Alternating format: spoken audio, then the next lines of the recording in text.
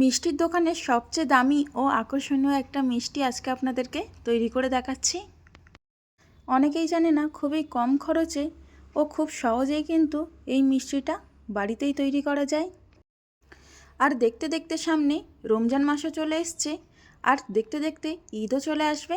তাই ভাবলাম এই মিষ্টির রেসিপিটা তোমাদের সঙ্গে আগে থেকেই শেয়ার করে দিই, যাতে করে তোমরা ঈদের সময় এই মিষ্টিটা বাড়িতেই খুব সহজে তৈরি করে নিতে পারো।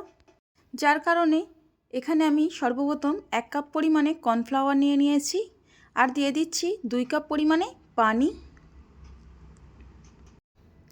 তারপর কর্নফ্লাওয়ারের সঙ্গে পানিটাকে খুব ভালোভাবে মিশিয়ে নিতে হবে। তাই আমি একটা হ্যান্ড হুইস্কারের সাহায্যে খুব ভালোভাবে পানিটাকে মিশিয়ে নিচ্ছি।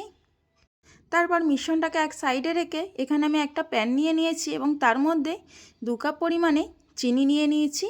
আর যেহেতু আমি এখানে 2 কাপ পরিমাণে চিনি নিয়েছি, সেহেতু এখানে আমি 2 কাপ পরিমাণে পানি ইউজ করব। তো এইবার প্যানটাকে আমি গ্যাসের উপর বসিয়ে দিয়েছি। প্রায় 10 থেকে 12 মিনিট সময় নিয়ে আমি এটাকে নাড়াচাড়া করে একটা চিনির শিরা বানিয়ে নিয়েছি। চিনির শিরাটা যাতে দলা পেকে না যায় সেই কারণে আমি দিয়ে দিয়েছি লেবুর রস। আর হ্যাঁ, নামানোর আগে চিনির শিরাটা কিন্তু হাতে একটু লাগিয়ে দেখবে, যদি আঠালো ভাব চলে আসে তখনই ভেবে নেবে যে চিনির শিরাটা রেডি হয়ে গেছে।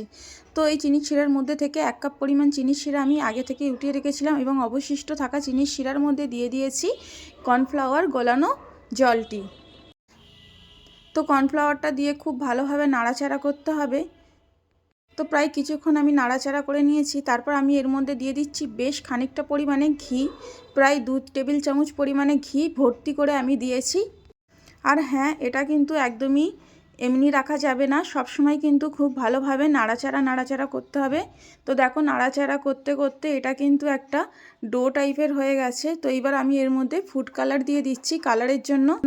তো এই মিষ্টিটা অনেক রকম কালারেরই হয়, তোমরা চাইলে অন্য কালারও দিতে পারো। তো আমি এখানে রেড ফুড কালার ইউজ করেছি। তো রেড ফুড কালারটা দেওয়ার পর আমি খুব ভালোভাবে নাড়াচাড়া করে নিচ্ছি এবং এর মধ্যে অ্যাড করে দিচ্ছি আগে থেকে তুলে রাখা 1 কাপ পরিমাণে সেই চিনির শিরাটা।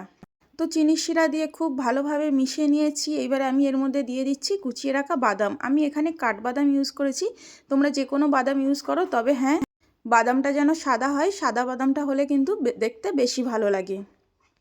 তো এইভাবে অনবরত নাড়াচাড়া করে যেতেই হবে। আর মাঝে মাঝে প্রায় 1 চামচ করে কি 1.5 টেবিল চামচ করে ঘি এর মধ্যে অ্যাড করে যেতে হবে।